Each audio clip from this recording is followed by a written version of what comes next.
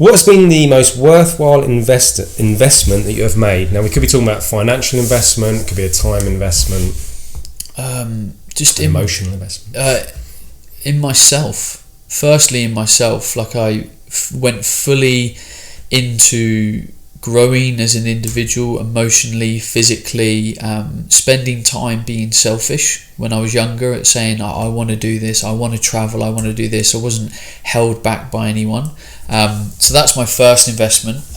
Second investment was probably investing in my business. You know, I got a loan from my mum for my first ever business for $3,000. She didn't get paid back for like 2 years because I was a student, didn't have the money, but I invested in my business to try and get somewhere. And that was the starting point, and I've constantly reinvested. I mean, you know, today if we looked at my business, it's a pretty big business, but we're constantly reinvesting in new resources, new systems, new software, because you need to. You need to keep evolving.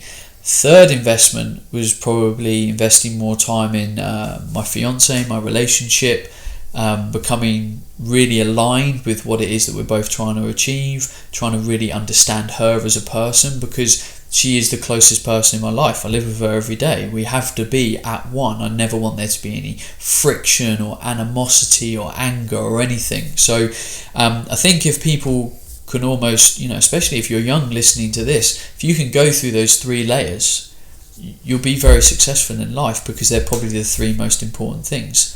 Yourself, career, which then puts a roof over your mouth, food in your roof over your head, food in your mouth, you know, supports everything else in life. And then your future relationship with someone is, again, going to be very important. Yeah, absolutely. Yeah, I mean, I'm listening to your podcast on money, and we mentioned earlier about how it seems to be a bit of a taboo subject, certainly in our culture, to talk about money. And, you know, deep down everybody secretly wants more money, but not everyone wants to admit that publicly.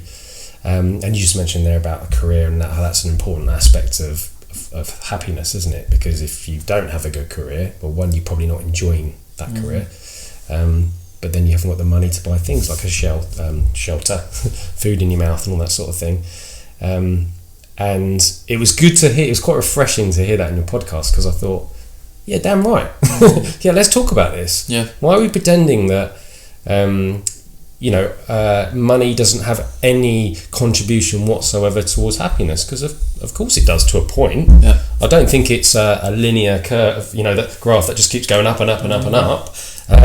You know, let's look at Donald Trump. He doesn't look too happy at the moment, does he? No.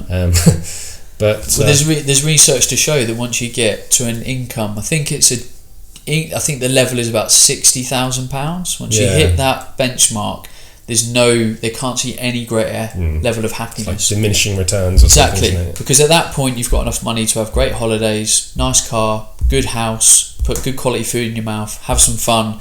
Like, what else do you need? Yeah, absolutely. The rest is just nicer stuff of the same stuff you already have. Nicer house, nicer car, nicer holidays. Yeah, the same shit. Yeah, and I don't know how true this is, but I've read before as well that they've looked at lottery winners, and they've and compared them to people that have been in an accident and perhaps become disabled because of it. And after 6 months, you know, the lottery winner and the person that's had this terrible traumatic experience, their happiness levels return back to the same. You know, so the traumatic person is awful, but after 6 months they've adjusted, they're kind of used to this new life, and they can be happy again. And the lottery winner, who was buzzing for 6 months, is now back to feel pretty much how I did before I won the lottery. Yeah.